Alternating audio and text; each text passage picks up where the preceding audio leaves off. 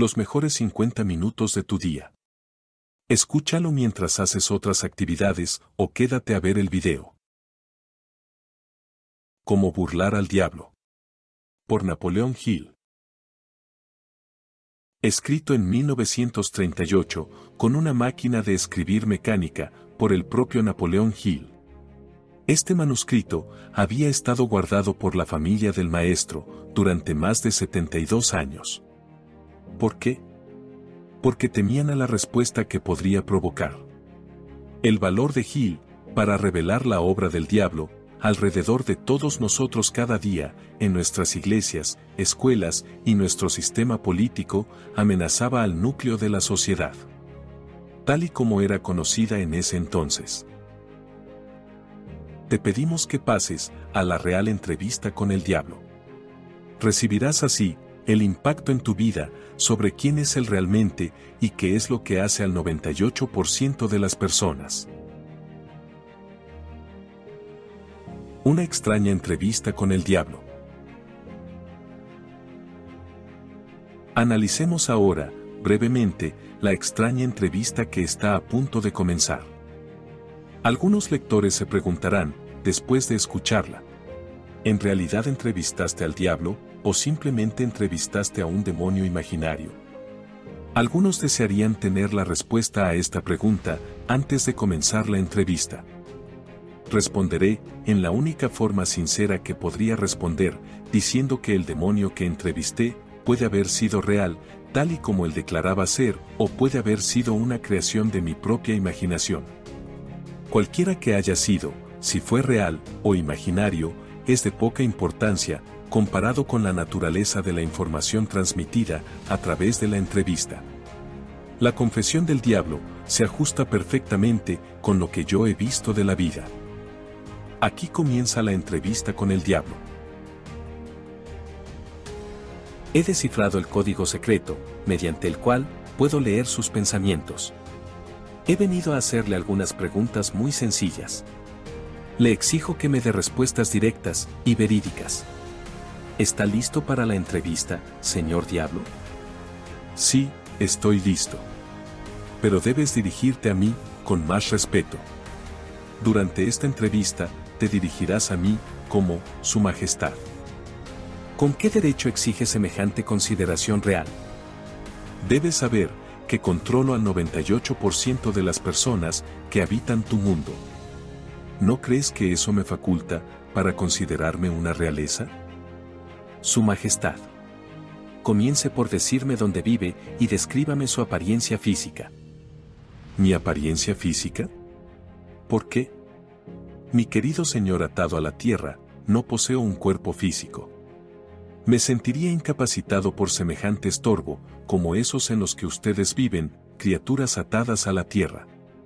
Yo estoy conformado de energía negativa y vivo en la mente de las personas que me temen. También ocupo la mitad de cada átomo de materia física y cada unidad de energía mental y física.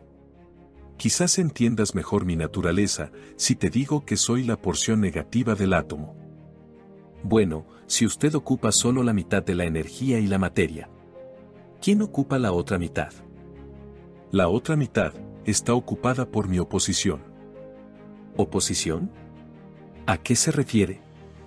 La oposición es lo que ustedes, atados a la tierra, llaman Dios. ¿Cómo obtiene el control de la mente de las personas? Eso es fácil. Simplemente me introduzco y ocupo el espacio vacío en el cerebro humano.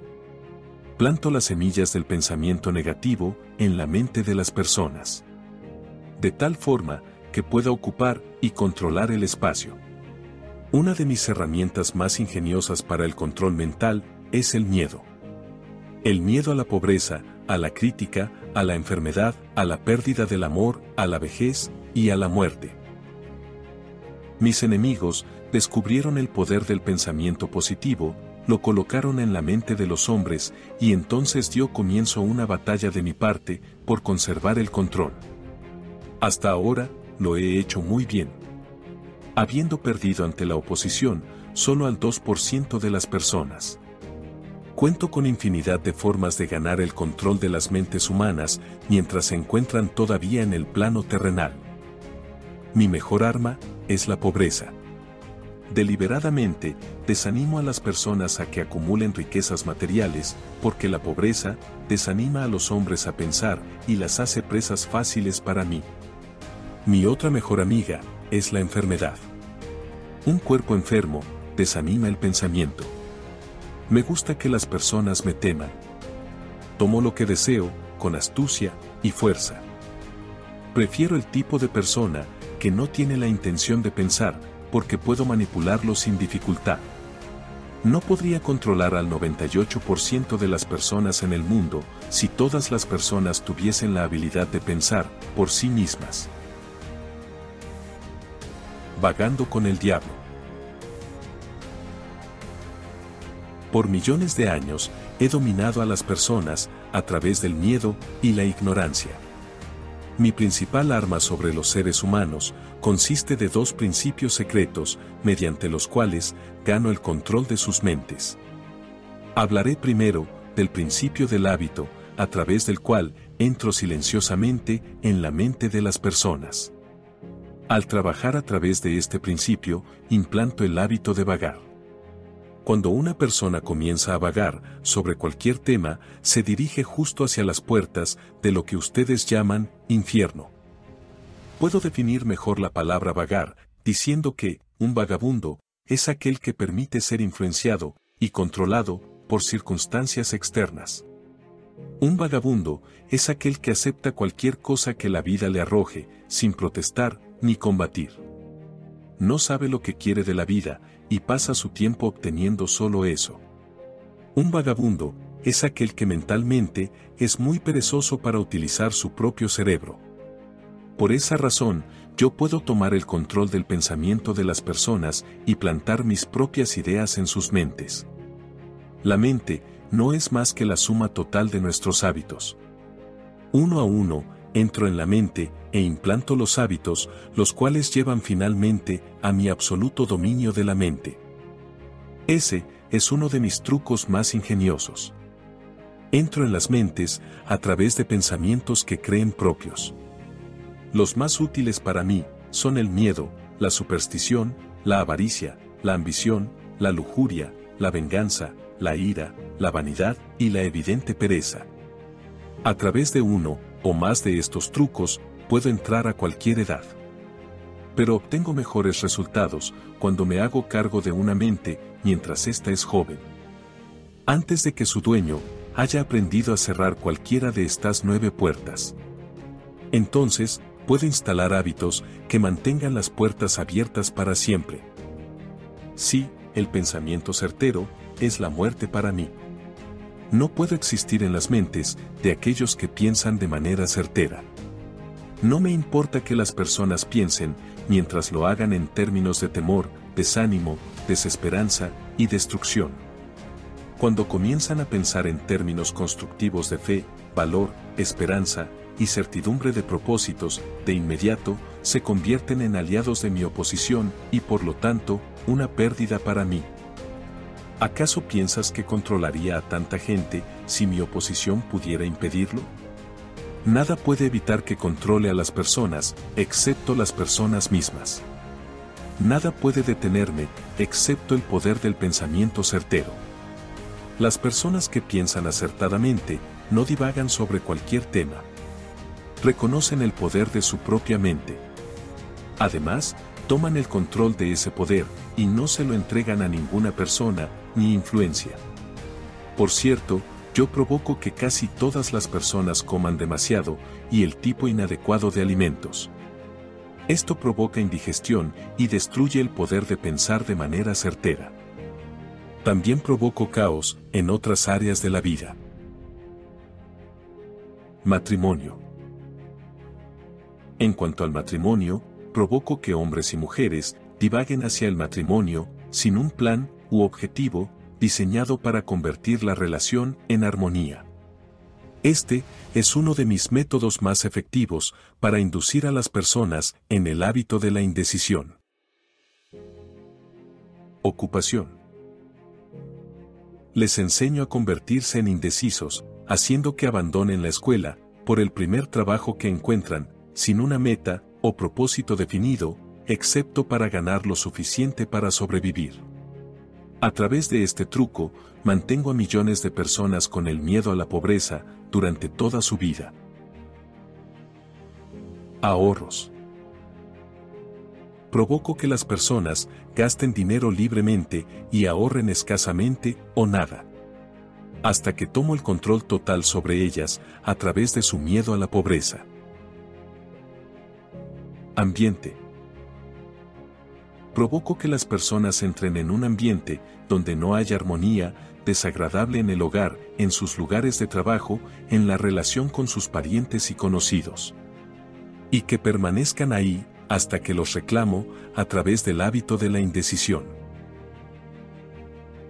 Pensamientos dominantes. Provoco que las personas adopten el hábito de tener pensamientos negativos. Esto lleva a acciones negativas e implica a las personas en controversias y llena su mente de miedos, preparando el camino para que yo entre y controle su mente. Provoco que las personas me permitan pensar por ellas, porque son demasiado perezosas y demasiado apáticas para pensar por sí mismas.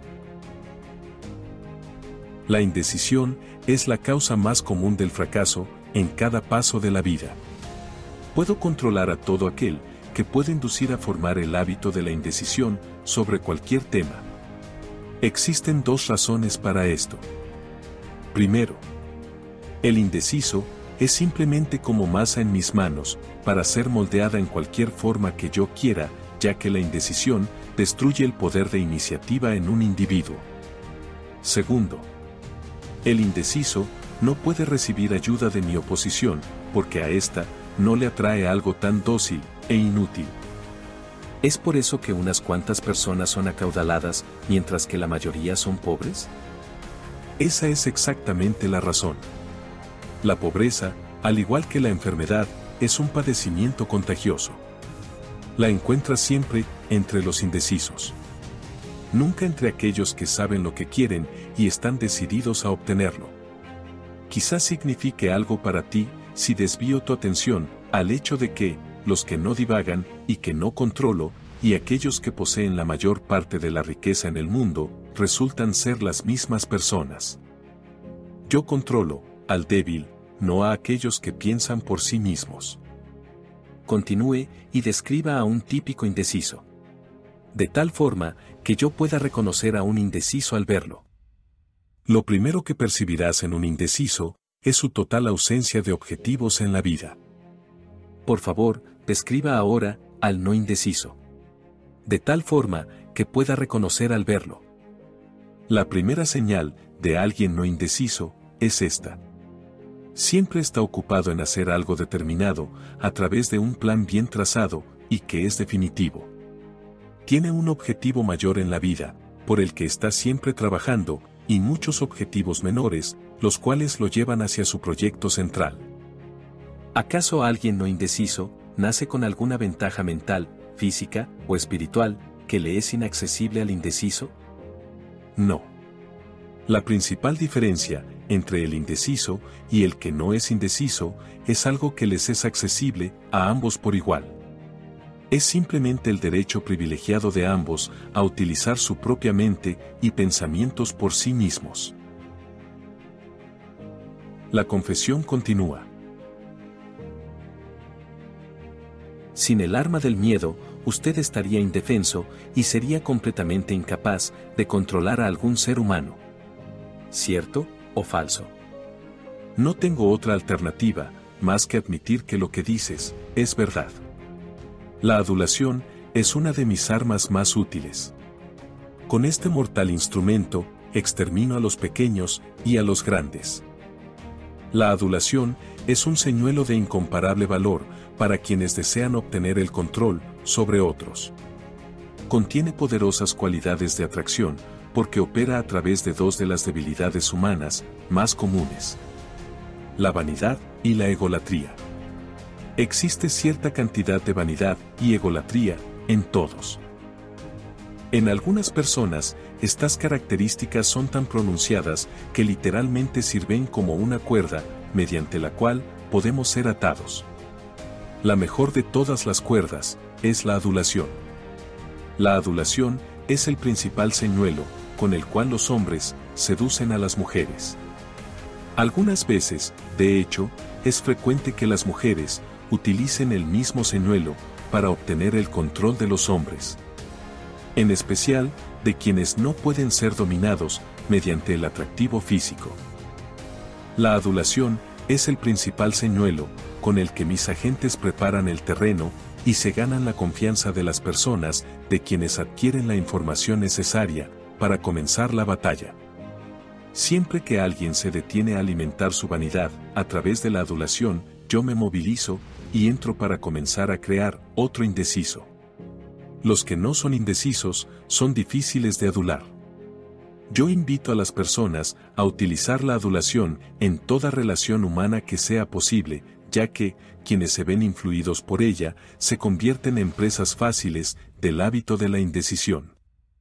Hábleme sobre algunos de sus demás trucos con los que provoca que las personas no sean decididas en la vida. Uno de mis instrumentos más efectivos es el fracaso.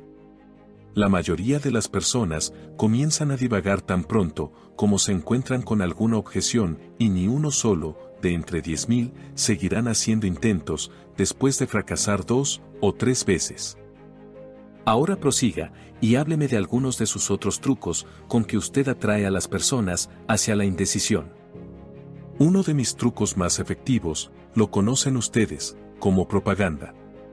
Es el instrumento más valioso para hacer que las personas se maten entre sí bajo el pretexto de la guerra.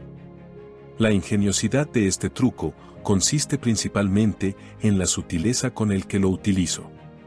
Mis propagandistas cubren el mundo de tal manera que puedo iniciar epidemias de enfermedades, soltar los perros de pelea o hacer que los negocios entren en pánico a voluntad. La propaganda es cualquier instrumento, plan o método, mediante el cual las personas pueden ser influenciadas sin saberlo, o bien, son la fuente de la influencia. ¿Qué sucede cuando entra en la mente de una persona que aún no tiene el hábito de la indecisión, pero que pertenece al 98% de los que son posibles indecisos? Me dedico de inmediato a ocupar la mayor parte que me sea posible de la mente de esa persona. Si su debilidad más grande es el amor al dinero, comienzo a oscilar monedas ante él, hablando figurativamente. Intensifico su deseo y lo induzco a que vaya tras el dinero. Entonces, cuando está a punto de alcanzarlo, se lo arrebato. Ese es uno de mis viejos trucos. Después de haberlo repetido algunas veces, el tipo se da por vencido y renuncia. Entonces, me apropio de un poco más de espacio en su mente y lo lleno con el miedo a la pobreza. Ese es uno de mis mejores materiales de relleno para la mente. Si mi víctima convierte su amor al dinero en grandes sumas, comienzo a sobrealimentarlo con las cosas que puede adquirir con él. Por ejemplo, provoco que se llene de alimentos suculentos. Esto disminuye su capacidad de pensar, pone en peligro su corazón y lo coloca en el camino hacia la indecisión. Entonces, lo atosigo con intoxicaciones intestinales a través del exceso de alimentos que consume. Eso también disminuye su capacidad de pensar y lo coloca en un mal estado de ánimo. ¿Qué pasa si la víctima no es una glotona? ¿A qué otras locuras puede usted inducirlo para hacerse de esa propensión a la indecisión? Si la víctima es un hombre, por lo general, lo atrapo a través del apetito sexual. El exceso en el sexo logra que más hombres divaguen hacia el fracaso que otras causas combinadas.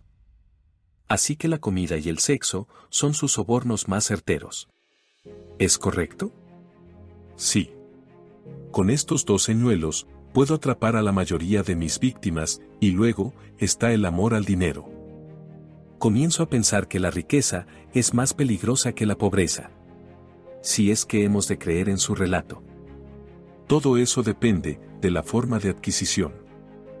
¿Qué tiene que ver la manera en que se adquirió la riqueza con que ésta sea una bendición o una maldición?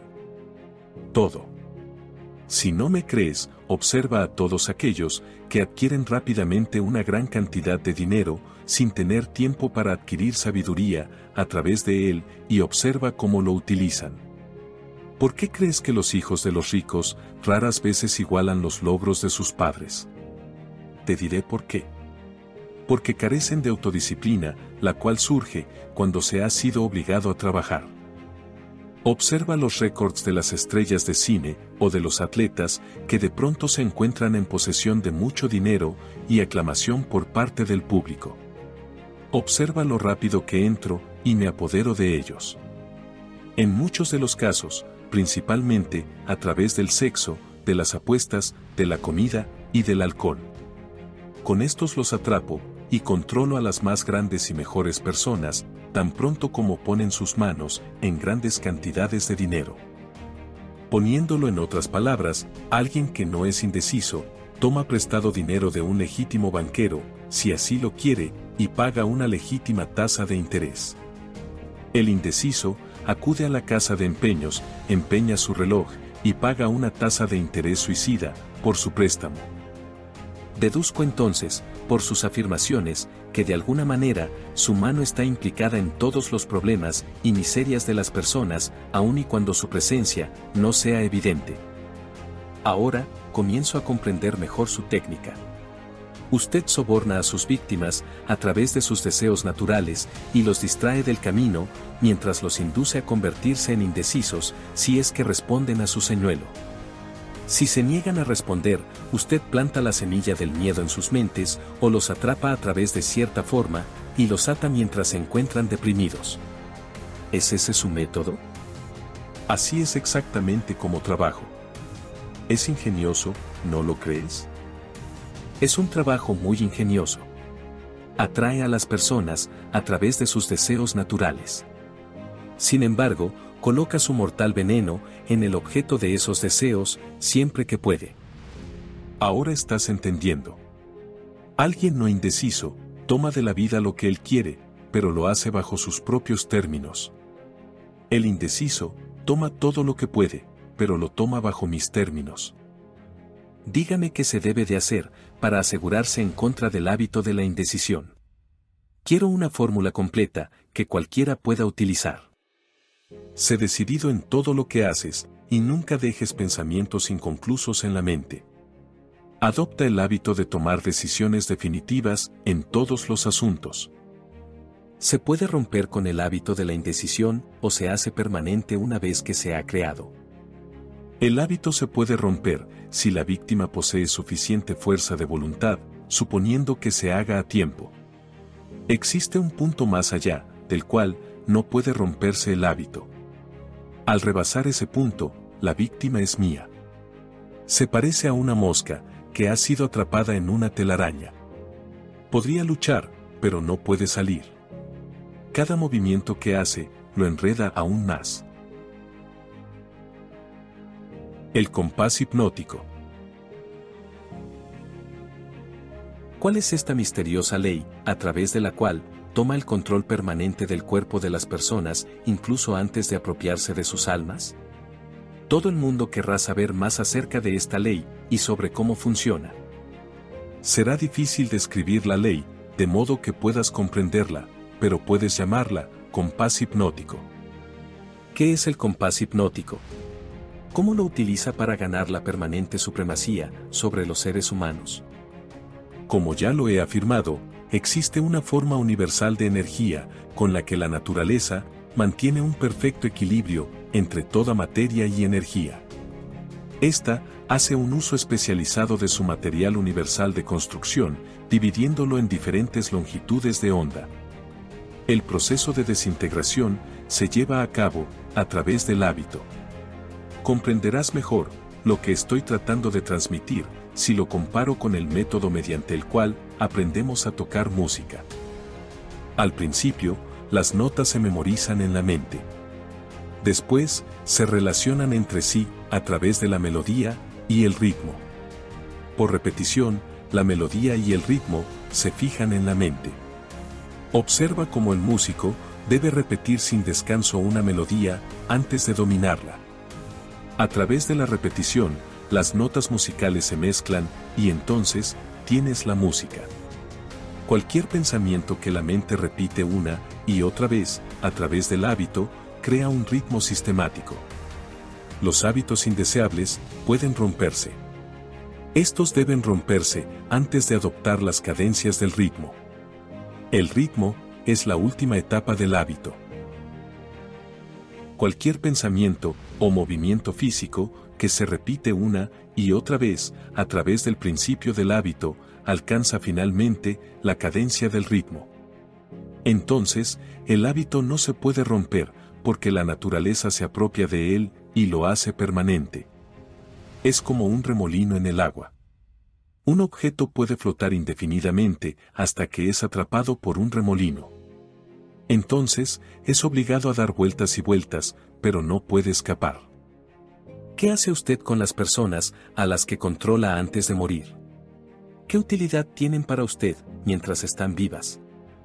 Después de tomar el control, las utilizo como propagandistas para que me ayuden a preparar las mentes de otros a entrar en la indecisión.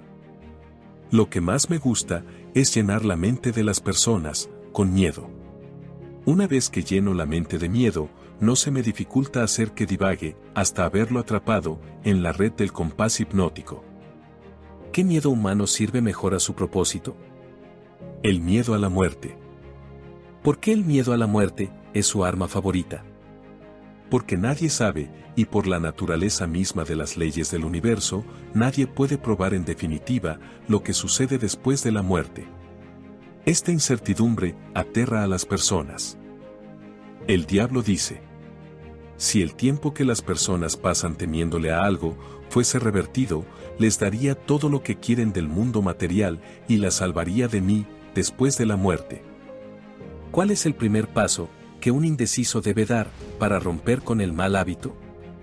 Tener el intenso deseo de romperlo. Tú, por supuesto, sabes que nadie puede ser hipnotizado por otra persona sin su consentimiento a ser hipnotizado. En donde, además de las mentes de las personas, habita y opera. Opero donde quiera que exista algo que pueda controlar y apropiarme. Soy la parte negativa del electrón de la materia. En resumen, soy el creador de toda forma de miseria humana, el instigador de la desmotivación y de la frustración. En otras palabras, usted controla a las personas, haciéndoles atractivos los pensamientos negativos y las acciones destructivas. ¿Es correcto? Esa es la idea exactamente. Las semillas del miedo. ¿Cada individuo posee su propio ritmo de pensamiento? Sí. Esa es precisamente la principal diferencia entre los individuos. La persona que piensa en términos de poder, éxito y riqueza, implanta un ritmo que atrae estas posesiones deseables. La persona que piensa en términos de miseria, fracaso, derrota, desaliento y pobreza, atrae estas influencias indeseables. Esto explica por qué tanto el éxito como el fracaso son resultado del hábito. El hábito implanta nuestro ritmo de pensamiento y ese ritmo atrae el objeto de nuestros pensamientos dominantes. El compás hipnótico es algo parecido a un imán que atrae las cosas con las que tiene una afinidad magnética. ¿Es correcto? Sí, eso es correcto. Es por eso que, aquellos que son golpeados por la pobreza se agrupan en la misma comunidad. Eso explica el antiguo dicho: a la miseria le agrada la compañía. Eso también explica por qué las personas que comienzan a triunfar en cualquier proyecto descubren que el éxito se multiplica con menos esfuerzo conforme avanza el tiempo. Todas las personas exitosas utilizan el compás hipnótico de manera consciente o inconsciente, esperando y exigiendo el éxito.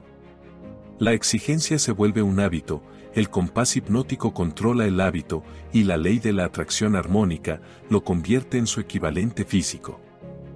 ¿Cómo puede el compás hipnótico cambiar la influencia de nuestro entorno? Las personas que nacen en la pobreza y la ignorancia tienen una fuerte tendencia a seguir siendo golpeados por la pobreza y la ignorancia toda la vida. ¿Qué puede hacer al respecto el compás hipnótico? El compás hipnótico no puede cambiar la naturaleza del cuerpo físico que heredamos al nacer. Sin embargo, sí puede, y modifica el cambio, el control, y hace permanentes nuestras influencias ambientales. Concreción del objetivo.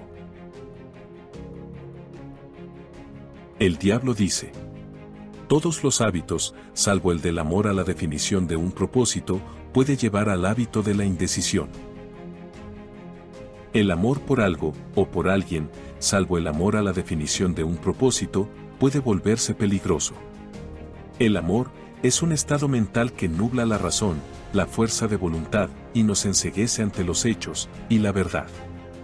Todo aquel que se vuelve autodeterminante y obtiene la libertad espiritual para tener sus propios pensamientos, debe analizar cuidadosamente cada emoción que parezca estar, incluso remotamente, relacionada con el amor. Quizá te sorprenda saber que el amor es uno de mis sobornos más efectivos. Con él, conduzco hacia el hábito de la indecisión a aquellos a quienes no podría atraer con nada más. Es por eso que lo he colocado al inicio de mi lista de sobornos. Muéstrame lo que cualquier persona ama más, y tanto el amor como el miedo son muy útiles para mí.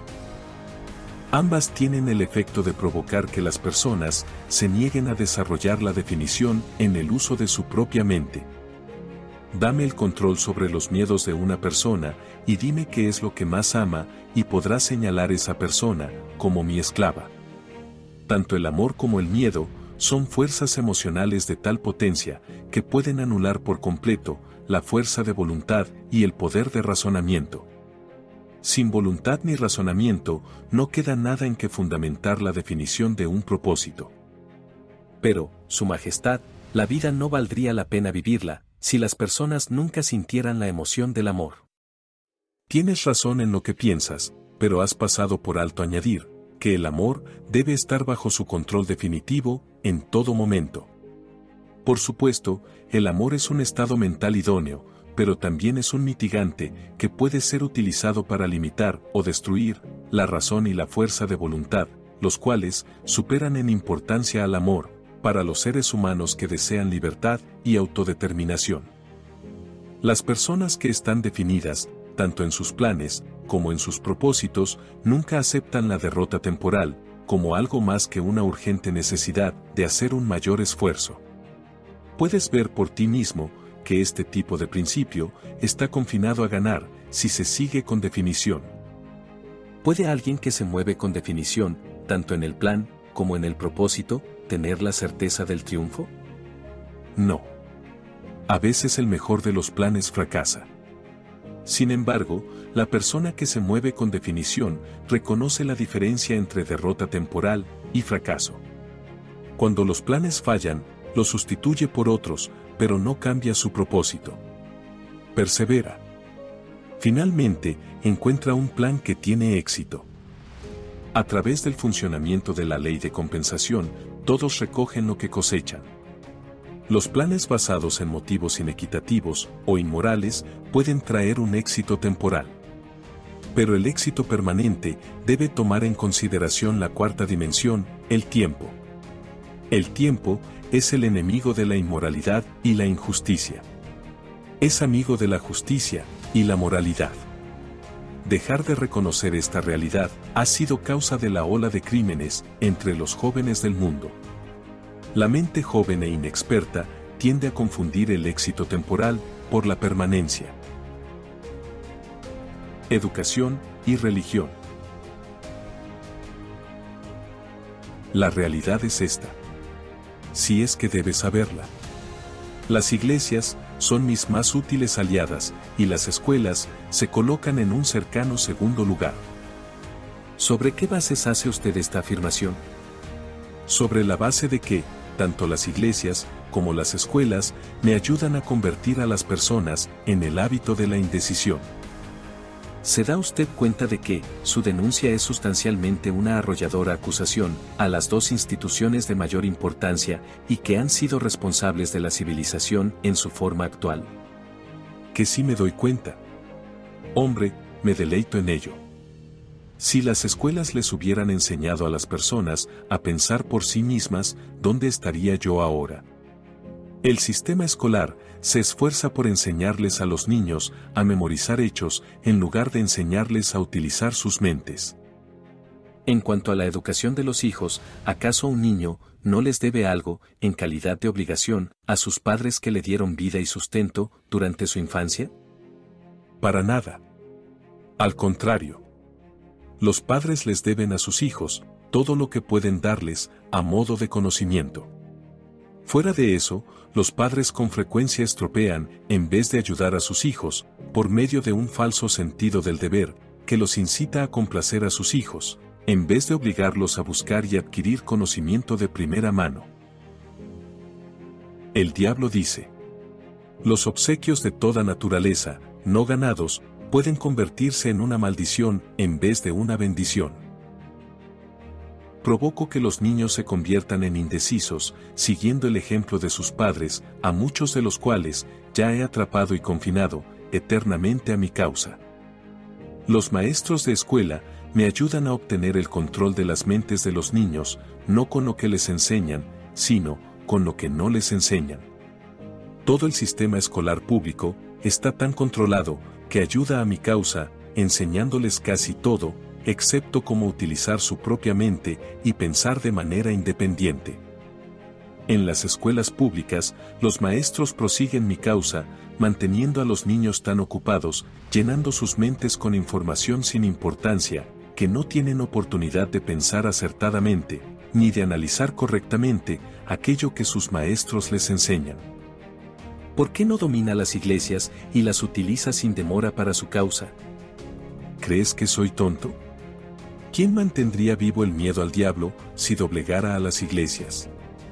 ¿Quién serviría como señuelo para atraer la atención de las personas mientras yo manipulo sus pensamientos si no contara con alguna representación a través de la cual sembrar las semillas del miedo y de la duda?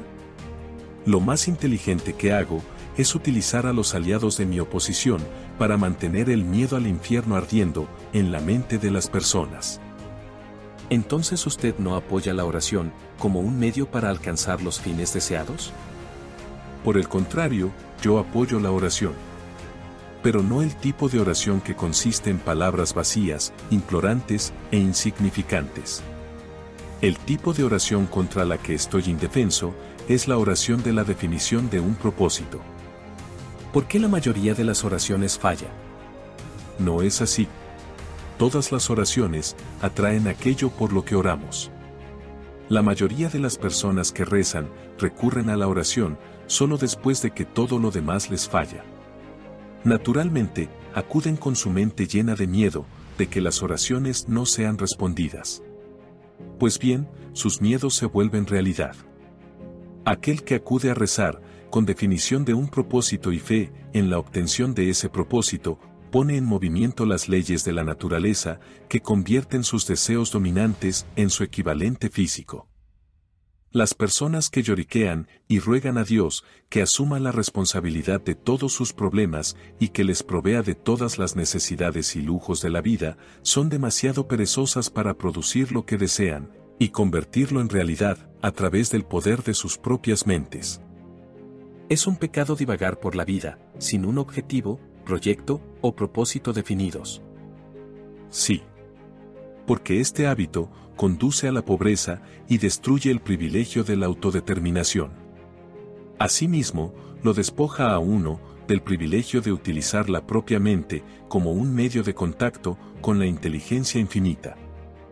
¿Cuál es el pecado más común y más destructivo? El miedo y la ignorancia. ¿Qué es la fe? Es un estado mental en el cual uno reconoce y utiliza el poder del pensamiento positivo como un medio por el cual se entra en contacto y hace uso del almacén universal de la inteligencia infinita. En otras palabras, la fe es la ausencia de todas las formas de pensamiento negativo. ¿Esa es la idea? Sí, esa es otra manera de describirla. El diablo dice: la fe es la definición de un propósito, respaldado por la convicción en la obtención del objeto de ese propósito. La autodisciplina. ¿Qué preparación debe uno recibir antes de poder actuar con definición de un propósito? Uno debe de ganar dominio sobre sí mismo. Aquel que no tiene dominio sobre sí mismo, no podrá dominar a otros. La carencia de autodominio es, en sí misma, la forma más destructiva de indefinición. Dominando los tres apetitos, que son los principales responsables de la falta de autodisciplina. Los tres apetitos son: 1. El deseo por la comida. 2. El deseo por la expresión sexual. 3. El deseo por expresar opiniones débilmente ordenadas. ¿Acaso el hombre posee otros apetitos que requieren de control? Sí, muchos de ellos. Pero estos tres son los que deberían ser dominados primero.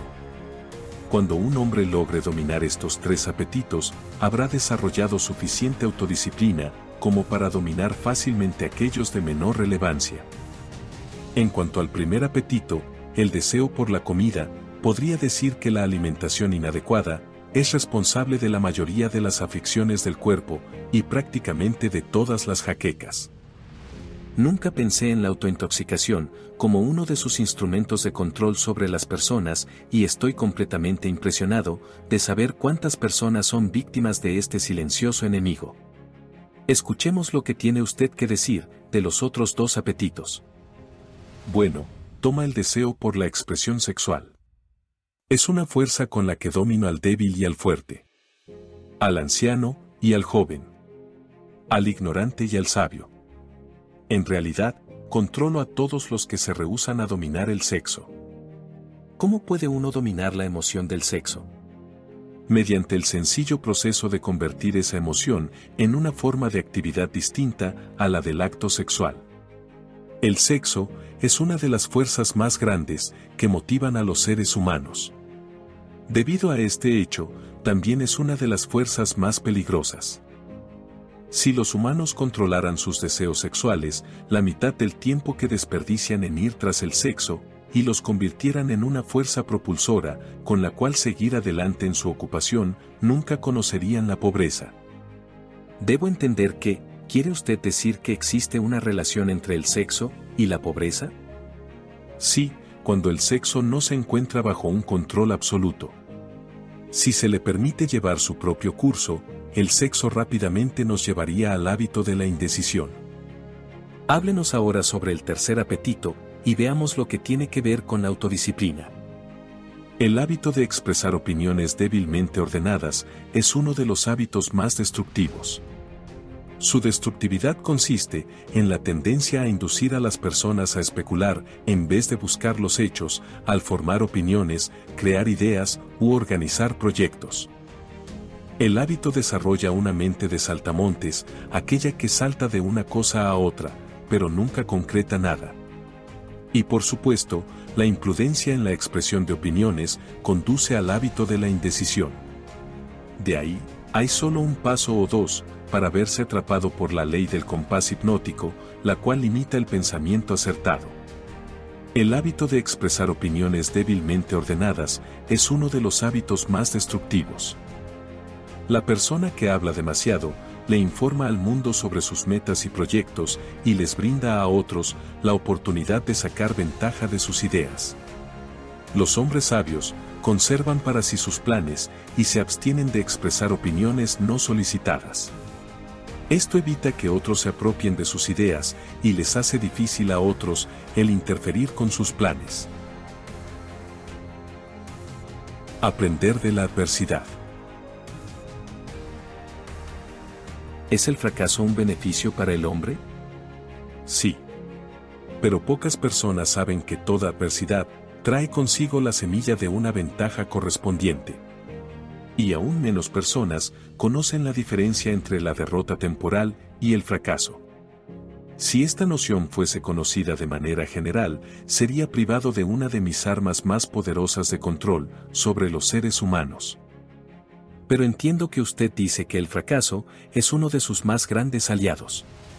Me ha dado la impresión, a partir de su confesión, de que el fracaso provoca que las personas pierdan la ambición y renuncien a seguir intentando, y entonces toma usted el control sobre ellas, sin oposición alguna de su parte.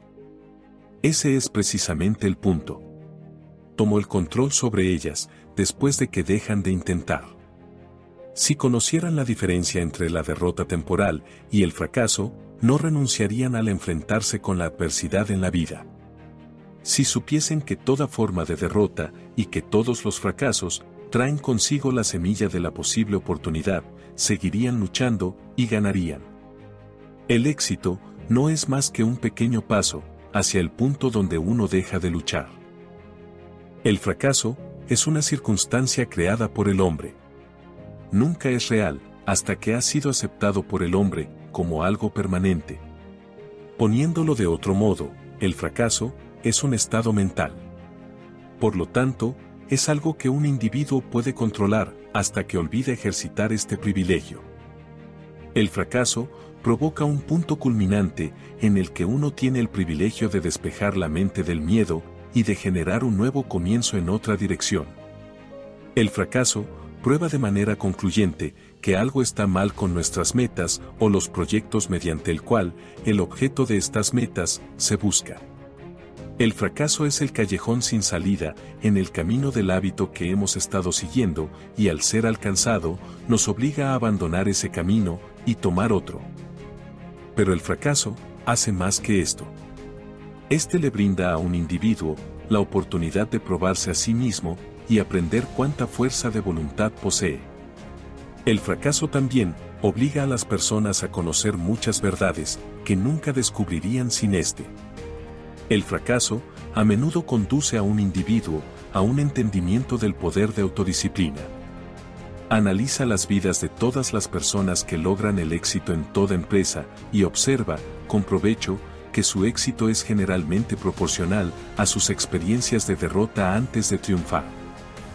El mayor beneficio de la adversidad es que puede, y generalmente lo hace, obligarnos a cambiar nuestros hábitos de pensamiento, rompiendo y redirigiendo así la fuerza del compás hipnótico.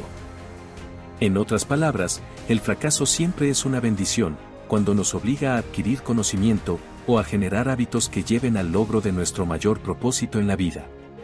¿Es correcto? Sí. El fracaso es una bendición cuando nos obliga a depender menos de las fuerzas materiales y más de las fuerzas espirituales.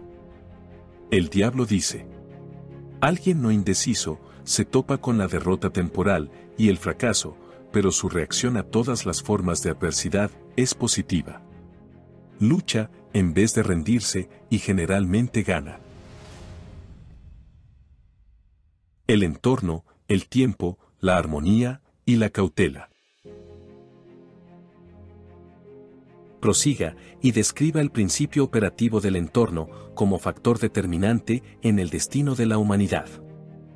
El entorno está compuesto de fuerzas mentales, espirituales y físicas que afectan e impactan a los seres humanos.